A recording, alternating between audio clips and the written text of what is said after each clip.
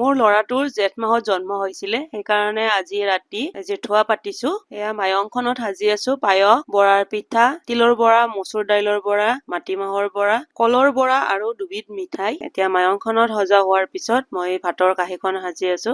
এয়া মাছৰ কণী আৰু মাছেৰে আম টেঙাৰ আঞ্জা, মাছৰ মূৰেৰে জিকাৰ আঞ্জা, কণী আলুৰ দম, মটৰ পনীৰ, আৰু এয়া বৰা 4 বিধ মান আছে। এইফালে আছে পটল ভাজি, মাছ ভাজি, আৰু লগত আছে ছাগলীৰ মাংস, লোকেল মুৰ্গীৰ মাংস, দাইল আৰু আলু ভাজি। গোটেইখিনি বস্তু বাঢ়ি লোৱাৰ পিছত ফালে এগছি চাকি জ্বলাই দিলো আৰু তলত পীৰা এখনত আনা কটা এখন পাৰি ল'ৰাটোক বহিবলৈ দিলো। এতিয়া আইতাকে তাক খুৱাই দি আছে। লগতে আমি গোটেইবিলাকেও অলপ অলপ কৰি কিবা কিবি খুৱাই দিলো।